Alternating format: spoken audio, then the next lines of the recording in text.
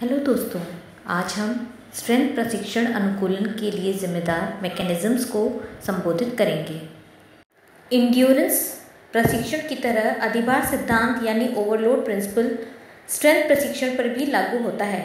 यदि आप आदतन एक मांसपेशी समूह को अधिभारित यानी ओवरलोड करते हैं तो यह प्रतिक्रिया देगा और उसके अनुकूल होगा यानी रिस्पॉन्ड करेगा और फिर अडेप्ट करेगा। स्ट्रेंथ प्रशिक्षण अनुकूलन में विचार किए जाने वाले प्रमुख चर प्रशिक्षण आवृत्ति, तीव्रता, प्रति सेट दोहराव की संख्या और प्रति सत्र सेशन सेट की संख्या है।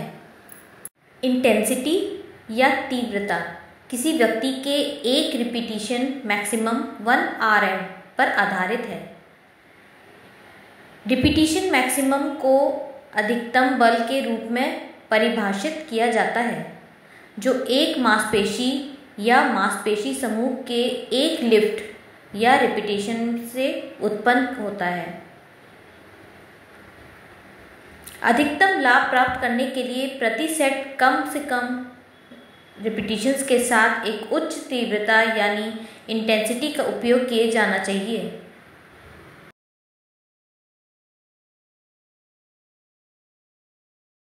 समय के साथ साथ जब आप मजबूत होते जाएंगे, आपको तीव्रता के साथ साथ सेट की संख्या को भी बढ़ाना चाहिए।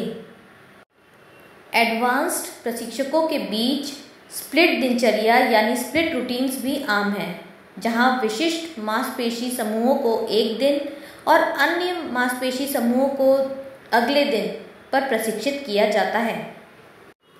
यदि आपका लक्ष्य आपकी मांसपेशियों के एंड्योरेंस को सुधारना है तो आपको ज़्यादा सेट और ज़्यादा रिपीटिशंस पर सेट करने की आवश्यकता है, लेकिन कम तीव्रता और लोअर परसेंटेज ऑफ 1 रिपीटिशन में। मांसपेशियों में एंड्योरेंस बढ़ने से सभी को फ़ायदा होगा, लेकिन यह कई खेलों जैसे फुटबॉल, टेनिस, तैराकी, साइकिलिंग और रनिंग के लिए एक महत्वपूर्ण घटक है।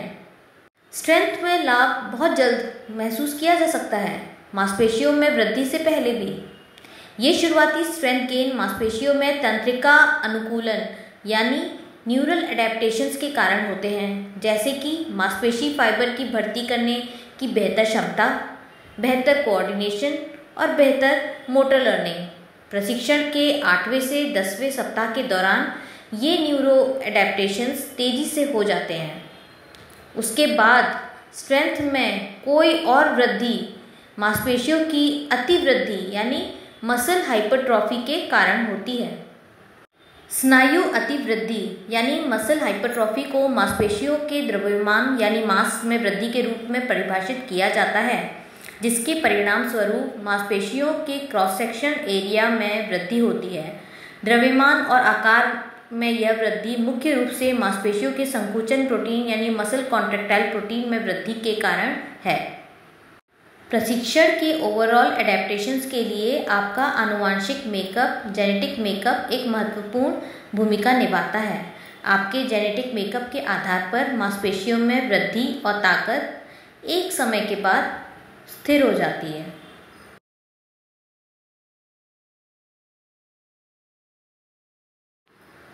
प्रमुख हार्मोन जैसे टेस्टोस्टेरॉन और ग्रोथ हार्मोन भी एक इम्पॉर्टेंट रोल प्ले करते हैं। मांसपेशियों के द्रव्यमान में निरंतर वृद्धि के लिए पॉजिटिव नाइट्रोजन बैलेंस यानी पॉजिटिव नाइट्रोजन संतुलन का होना बहुत ही आवश्यक है।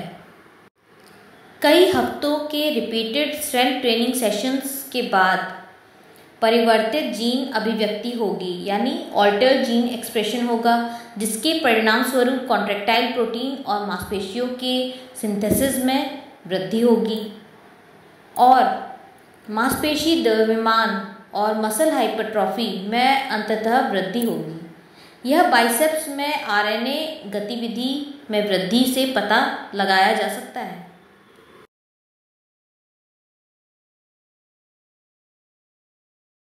कई महीनों के स्ट्रेंथ प्रशिक्षण के बाद मांसपेशियों में वृद्धि या मसल हाइपरट्रॉफी होती है और यह टाइप 2 मांसपेशी फाइबर के क्रॉस सेक्शन एरिया में वृद्धि के कारण होती है।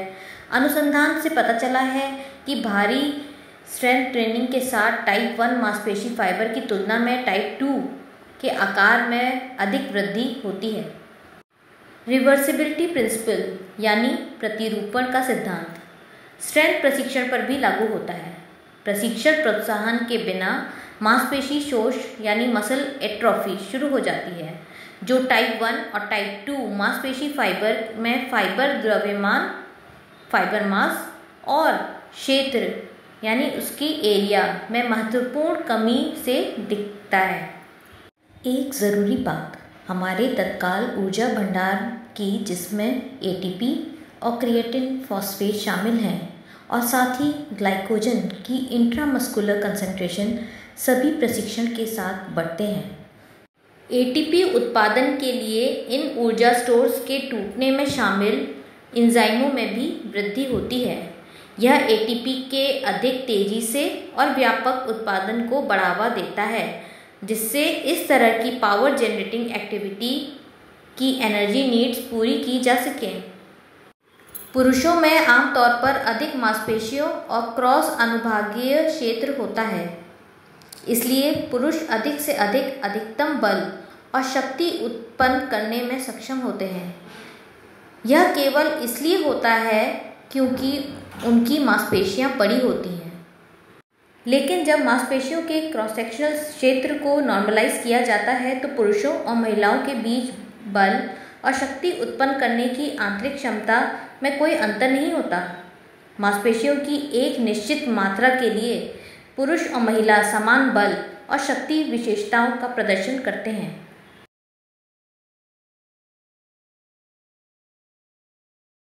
स्ट्रेंथ में शुरुआती वृद्धि तंत्रिका अनुकूलन यानी न्यूरल एडेप्टेशंस के साथ जुड़ी हुई है। यह पुरुषों और महिलाओं दोनों में समान प्रतीत होती है। लंबे समय तक प्रशिक्षण अवधि के साथ स्ट्रेंथ गेन में अंतर स्पष्ट हो सकता है, क्योंकि पुरुषों में अपने मांसपेशियों को बड़े पैमाने पर बढ़ाने की क्षमता अधिक होती है। ऐसा इसलिए है क्योंकि उनके पास 20 से 30 गुना अधिक टेस्टोस्टेरोन है। टेस्टोस्टेरोन का एनाबॉलिक इफेक्ट मांसपेशियों की अतिवृद्धि यानी मसल हाइपरट्रॉफी में योगदान देता है और न्यूरो एडेप्टेशंस रुक जाने के बाद स्ट्रेंथ बढ़ाने में प्रभावित करता है। कंक्लूजन में हम कह सकते हैं कि उचित प्रशिक्षण आवृत्ति, ट्रेनिंग फ्रीक्वेंसी, तीव्रता इंटेंसिटी और आयतन वॉल्यूम स्ट्रेंथ प्रशिक्षण अनुकूलन को ऑप्टिमाइज करने के लिए बहुत आवश्यक है। तो दोस्तों, इसके साथ हमारा आज का टॉपिक समाप्त होता है। हम आगे भी आपके लिए ऐसे रोचक विषय लाते रहेंगे। धन्यवाद।